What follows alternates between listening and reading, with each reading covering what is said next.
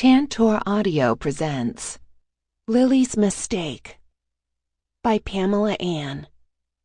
Narrated by Lucy Malone and Nelson Hobbs.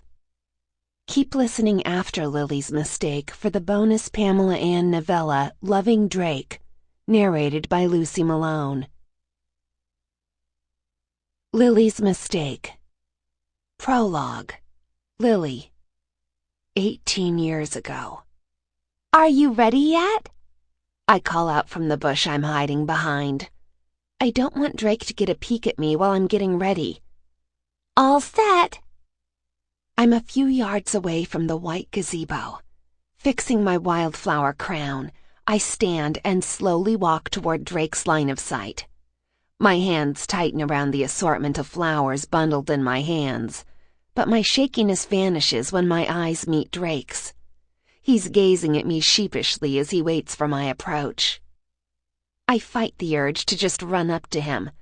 I know I shouldn't, though. Weddings are supposed to be savored. Fairy tales are forever, and I have all the time in the world to get there.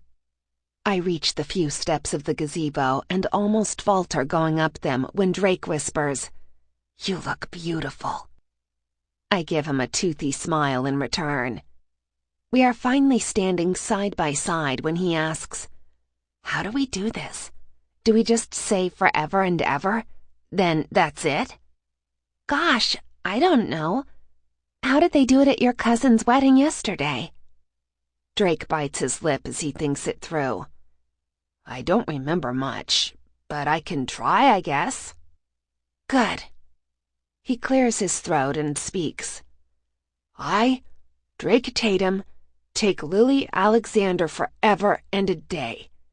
I promise to give her flowers and kisses forever and ever until I die. I giggle when Drake mentions kisses. It's your turn now, Lil. Just follow what I said. I nod and clear my throat. Smiling, I repeat his words. I, Lily Alexander, take Drake forever. I promise to give him kisses and share my Reese's peanut butter cups once a week forever and ever until I die. That was not what I said, Lil. Now you just ruined it. I giggle again. Drake, just stop it. Aren't you supposed to kiss me now? He suddenly looks nervous. I guess. When I see his face closing in on mine, I close my eyes and wait for his kiss. I catch my breath as his lips touch mine. It's short and sweet, but it seals my fate. I will forever be Drake's girl. When I open my eyes and blink a few times, I see Drake grinning at me. There, now we're married. Kids, wedding's over. It's snack time. His mother, Patricia, interrupts us. When we pass by her, she laughs at our silliness. Once she piles our plates with sandwiches and cookies, she looks amusedly back at us. So, how does it feel to be married? I love it, I exclaim. 1. Hello? How did your job interview go, honey? My mother's soft voice asks on the other end of the phone. It looks promising. They said they'd call me in 2 weeks. I maneuver my car out of the parking lot. I've been job hunting for the last 3 months with no prospects at all. I got fired from my last secretarial job when Mrs. Donald caught Mr. Donald trying to seduce me. Alan Donald is a true gentleman. That is, he was before his usual cocktail concoction of gin and brandy for breakfast. Then he became a little comfortable. It wasn't the first time I had slapped his hand away. But this time, Carla Donald was there to witness it and fired me on the spot. I called because Patricia's back in town and wants you to join us for lunch at the Four Seasons. Patricia Tatum is my godmother, as well as my mother's best friend since they were in diapers. She married Hugh Tatum, a very well-known import-export businessman who is also a major financial backer for Hollywood blockbuster films. What time? It's almost noon. I glance back at the clock on the dashboard. Well, yes, dear. We need you to meet us right now." My mom sounds a tad urgent. "Sure, see you in a bit." It's almost lunchtime and my stomach growls. A simple lunch at the Four Seasons would just be super. What could possibly go wrong? My appetite, apparently, as my godmother announces the reason behind this sudden lunch date. I blink a few times, taken aback from what has just spouted off her rouge-tinted lips. "Excuse me? Did you just say Drake's thinking of marriage?" I look at Patricia like she's just offended me. Well, I suppose anything that involves Drake I would find offensive, good or bad. Yes, and to a monstrous, gold-digging, horrible woman. Patricia dabs the sides of her eyes. The woman was a complete mess when I joined them 5 minutes prior, and she has only slightly calmed in the time since. Her words sink in slowly and start gnawing inside me. Drake Tatum's planning on marriage? No shit? I don't know if I should be happy or cry a freaking dam of tears to that news. Drake Tatum used to be the center of my universe.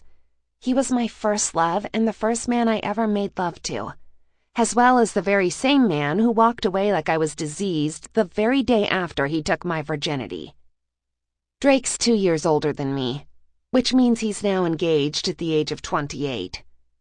Isn't that a bit early for a well-known man-whore to marry? Oh yeah, Drake's long line of women is quite known around Hollywood. He dates up-and-coming actresses, models, musicians, and so forth. His notoriety is legendary. He's working alongside his father.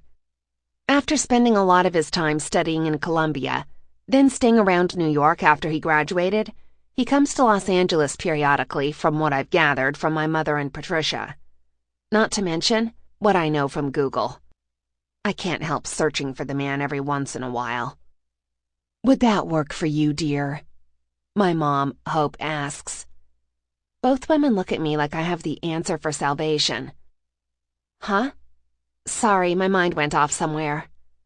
Yeah, somewhere that shouldn't have Drake in it. He's the epitome of a player, an insensitive jerk, and a two-timing prick to boot. The absolute worst of the worst. I was asking if you would be Drake's personal assistant for a while. His recent one just quit because his fiancée, Shannon, drove the poor girl crazy. Huh? Me? I don't want to work with Drake. He and I hate each other, for crying out loud. Everybody knows it. I haven't even laid eyes on him since I was 18, and I want to keep it that way. Please, Lily. My son's future is on the line here. All I need for you to do is report to me about Shannon and make her a little jealous. Patricia stops me before I can object. I've met her, and she's nothing but fake. I know you and Drake don't get along. However, please, can't you do this? Hugh and I are desperate here. Even Hugh hates her? How is that possible? Hugh loves everyone. As long as they're not against him in the business arena, he's all hugs and kisses. Patricia nods. Will you do this for us, honey? You're like a daughter to me, Lil. I would appreciate it if you could lend us a hand. Man, she used the "you're like my daughter" line. How could I say no to that? If I ever had a second mom, it would be Patricia. I did grow up with them treating me like I was their own. Hugh and my father became close over the years as well. My father's death when I was 17 only made our bond with the Tatums even stronger. I finally concede. Okay, I'll do it for you and Hugh. Patricia gets up and hugs me. Thank you, Lil. I knew I could count on you. She kisses my forehead and squeezes my hand before going back to her chair. Now all you have to do is try not to kill each other before fixing this problem with Shannon, My mother quirks her dark eyebrows at me. We shall see, I murmur. I spend another hour with them, but skip the spa ritual that Patricia and Mom always indulge in after lunch, wanting to be alone. They do this once or twice a week and won't miss me anyway. My thoughts keep wandering around Drake. Ever since Patricia mentioned him, I have been having a hard time getting him off my mind. Drake and I grew up together. We were inseparable. I worshipped the ground that he walked on from about the age of 8, I think. I suppose I loved him so much that I didn't see any of his flaws back then. Even at that young age, Drake was already a handsome kid.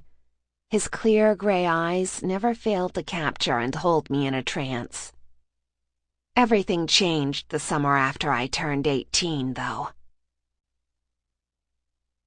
2. 8 years ago. Playa del Carmen, Mexico. Are you too sure that it'll be okay for us to stay overnight in Cozumel without you? Hugh asks both Drake and me. I don't mind staying here. I want to go to the beach party tonight. I smile at Hugh and Patricia. I met this guy, Ricardo, last night at the local bar. He invited me to a beach party tonight, and I'm so going. Drake is always talking on the phone to his new girlfriend anyway. He's been ignoring me almost the entire time. We've been here for 4 days, and he's only asked me to swim with him once. Once! Back in the day, he and I used to do everything together. I guess Columbia University changed him. We're good here, Mom and Dad. You guys have fun. Drake hugs each of his parents, and they kiss him back before waving goodbye. I miss my dad at the oddest times. It used to be all 6 of us vacationing here, but now it's just 4 of us. My mom decided at the last minute to join her friend in Paris for a whole month. It's only been a little over a year since my dad's passing, but I still miss him like mad. I guess this hole in my life will stay there forever, and I will never be quite the same. I bite my lip and start to walk toward the kitchen when Drake speaks. You're going alone to a beach party tonight? Oh, now he's talking to me? No, I have a date. In fact, he's picking me at 4, so that leaves me another hour. I announce over my shoulder and continue walking toward the kitchen. I get a mango from the fruit bowl on the granite kitchen counter and grab a knife when Drake joins me, sitting on the counter next to the chopping board. Who's your date? I can feel his eyes following me. Why the sudden concern? Peeling off the mango skin with quick ease, I immediately chop it in half before I respond. His name's Ricardo. Why? I don't want you going on dates, Lil. You're too innocent for those things. He takes a piece of mango and pops it into his lush mouth. My eyes are glued to his pink lips. His Adam's apple bobs, and I begin to study his masculine neck. Everything about him is completely masculine, truly sexy. And that hot, handsome face? Where do I begin with that? I want him so badly, but he never notices me that way. I guess I'm not pretty or sexy enough for him. Well, I'm tired of waiting for him to come to his senses anyway. Yeah, I've been waiting. It's obvious to anyone with eyes that I adore and love Drake. I've declined each guy who asked me out all through high school because there was never a doubt in my mind that I'll only ever want Drake. To me, no one else comes close. I even had enough balls to throw myself at him during New Year's Eve, but he pushed me off. Stop drinking, Lily. Being a slut doesn't suit you. Said by the very man himself when he rejected me. Too bad. Tonight, I will let loose. Tonight, I'm finally getting rid of my virginity, thank you very much. The chosen man is the hot Brazilian Ricardo Belmonte. I shrug. Not for long, I won't. I saunter in my hot pink bikini-clad body toward the open patio doors, sit on one of the cushioned loungers, and enjoy the view with my mangoes. Hold on, Lily. You can't be serious, right? You barely know this Ricardo dude. You can't just do that. Drake sits across from me, only wearing his surfer shorts. He doesn't even bother checking out my almost naked body. See what I mean? He's immune to me. I shrug, hurt. Whatever, life moves on.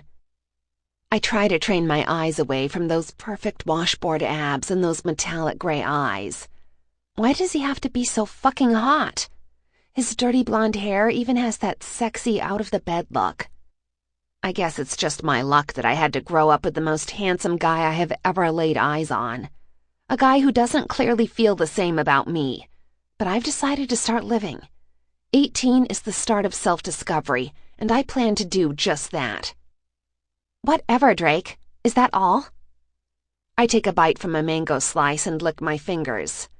I love me some mangoes, I think happily. No, it's not all. It's a stupid idea, Lil. You're not stupid, so don't do stupid things that you will soon regret.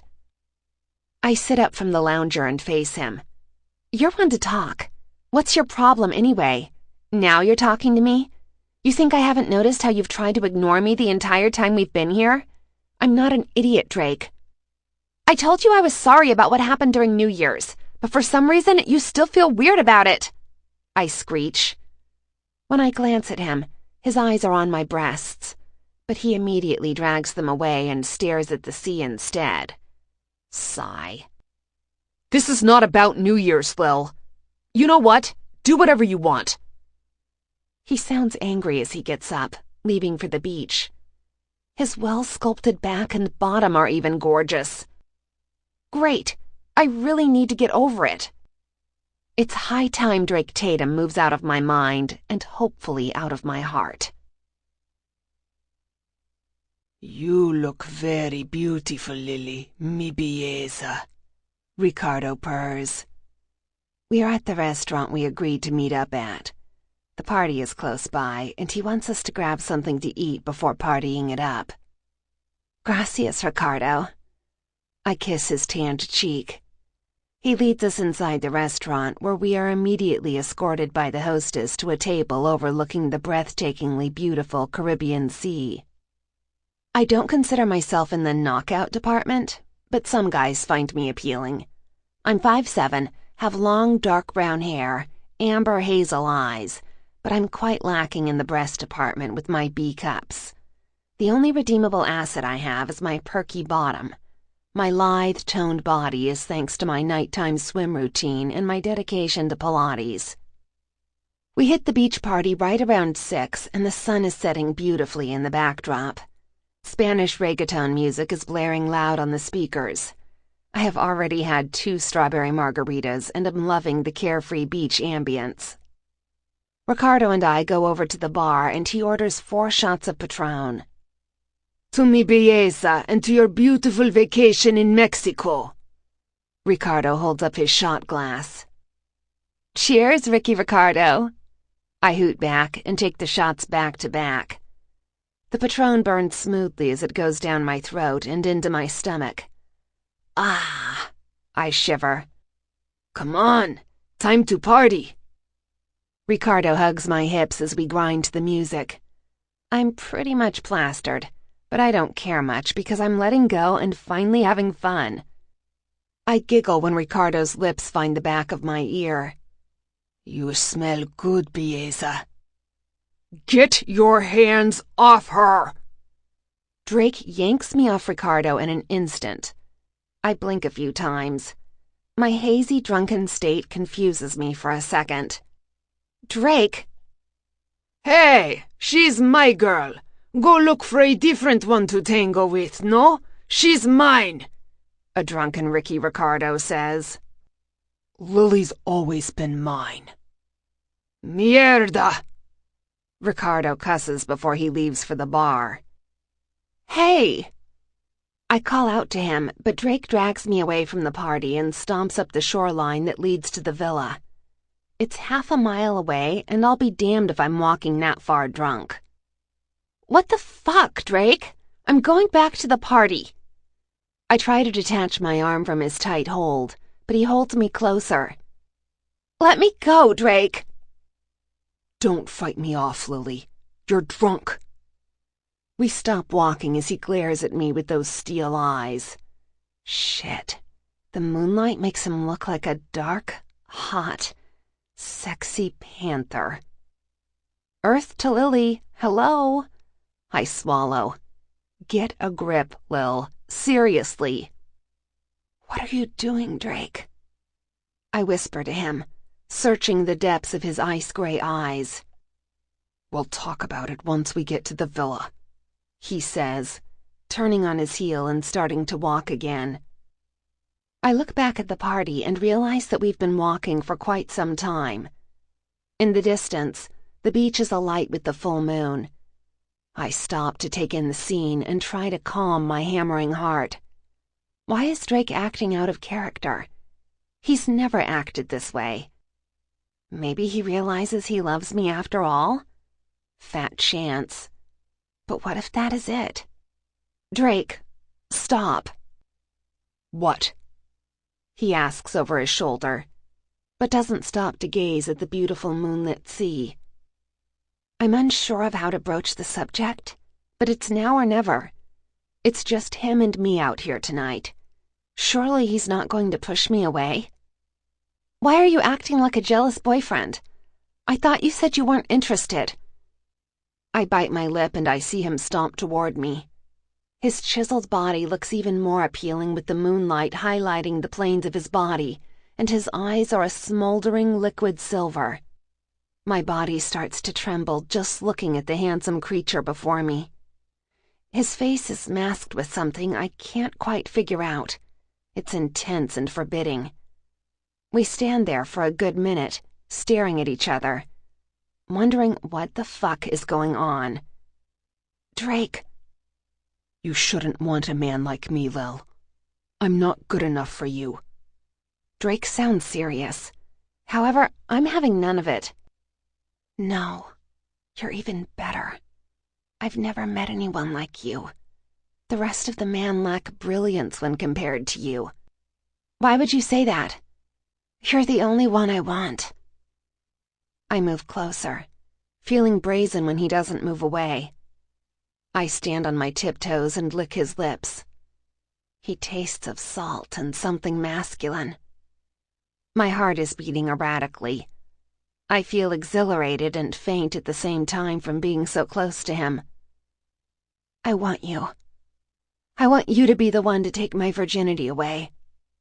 I feel Drake's chest heave before he rasps out, "I don't think you get what I'm trying to tell you here." Yes, I'm not dense, but I want you so much, Drake Tatum. I've loved you for so long. Tonight, I will have you, even for a little while. I do. But would you rather I do it with someone else then? Like Ricardo, perhaps? I know I'm playing with fire, but I'm desperate. I want Drake to see me as a woman he can be with and desire, not the little girl with frilly dresses that would follow him around. "Don't even go there, Lil." He resigns, heavily huffing, and continues on.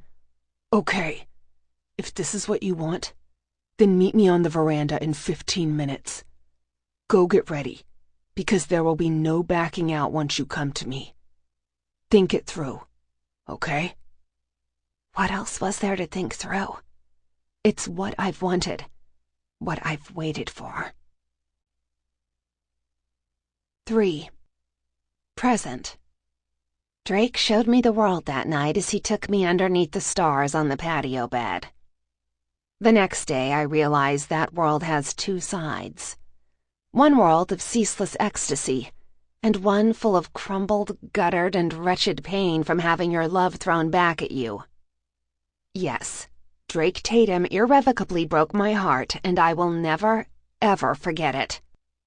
"I will be upstairs, dear," Patricia Tatum says. It's 9:15, and she is being kind enough to guide me on my first day of work in Tatum Worldwide, Inc. I suppose she needed to make sure that I will really go through with her plans. "Okay, I'm coming into the parking lot now. Be up soon," I respond before cutting off the call. I'm a nervous wreck. I've been up since 5 this morning and have already had 2 cups of coffee. I skipped on breakfast because I didn't think I could keep anything down. But who could blame me? I haven't seen Drake in 8 years. 8 long years after that fiasco in Mexico. I did wait around for him, even going overboard by trying to visit him at Columbia. but he emailed me stating that he was with someone and wouldn't appreciate my intrusion. After his rebuff, I finally realized what little I meant to him, if I ever meant anything to him at all. I'm dressed in a fitted black skirt suit and my favorite black pumps. I need to look professional and still pull off the slick and sexy look. Heck yes! Given the circumstances, I will not go in there looking drab and dowdy. My pride won't allow it. Once inside the large marbled building, I immediately seek the reception desk. They have already been informed about me and have my security pass ready. I smirk when I see my picture was actually taken 2 years ago. I'm sure she got that from my mother. Patricia Tatum really is adamant about booting the woman in her son's life. I guess the mother-in-laws really are the ones to watch out for, right? Following what I've been instructed to do, I dart toward a separate private elevator. My security card is cleared for all levels. However, this elevator goes straight to the top floor. I've been informed that the top floor houses only Drake's and Hugh's offices. As I step out, I can see that the offices are decorated in all glass and white walls. Everything looks crisp and pristine. The black marbled floor is so shiny, I'm sure I could use it as a mirror. Miss Lily Alexander? Hello, I'm Susie Summers, the floor receptionist. A smiling petite blonde rushes toward me and holds out a hand. Hello, Susie. How do you do? I smile back, taking her outstretched hand and shaking it. I'm awesome. Mrs. Hugh is in Mr. Drake's office. She's been waiting for you. You can go through those large doors on the left, and Mindy, his secretary, will be there to assist you further. I graciously thank her and head toward the direction she gave me. When I go through the doors, I'm surprised Mindy isn't there. It's a large room with 2 large desks and another reception area in the corner. Another set of heavy doors are located on the far end, and I rush toward them. I gently knock and push it forward. Patricia is sitting idly on the white couch, looking bored while drinking her morning coffee and eating a few pastries. She looks up when she sees me. Good morning, my dear. She strides forward and gives me a tight motherly hug. Thank you again for doing this favor for us. Patricia holds my chin and smiles beautifully at me. No problem. It's not like I can say no to my godmother and Hugh anyway. I kiss her cheek, go to the couch and sit down. The cute, bite-sized pastries look delicious and I pick one out. Patricia heads over to prepare another cup of coffee. I sigh when she hands it to me. Thank you, Pat. I murmur. So, Patricia says as she sits next to me, Drake should be here soon, but I think I should be here just in case he rejects the idea and you two end up fighting. I guess we're that predictable. I nod as I take a sip of coffee. Are you seeing anyone, Lil? Your mom says you aren't, but a pretty young lady like you would have a busy schedule, right? Patricia leans back and studies me. After the demise of my close relationship with Drake, I eventually started to withdraw from being around his family, too. It's just too hard, and it's easier to ignore everyone that is related to him. It's childish, I know, but it is the best I can do, and 8 years on, it's a habit I can't break. Although I see them once every few months, I avoid any parties and events that Drake attends. I guess I'm now realizing it's time to bury the hatchet and move on. I can't hold a grudge forever, now can I? I actually just started dating someone. His name is Jared Johnson. Nothing serious yet. We're still in the getting-to-know-you stage. Why? Has Mom said something? Mom is always trying to set me up on dates. She feels like I should start working on her grandchild very soon. Seriously, I'm only 26. What's the rush? I was curious is all. We are interrupted by the sudden opening of the door. Drake comes in, dressed casually in a pair of rugged jeans and a white dress shirt with his sleeves rolled up. Wow, scruffy and very sexy indeed, I think with piqued interest. Time has only made him look better. Gone is the boyish look, and in its place is definitely a man. A man with a danger... Sample complete. Ready to continue?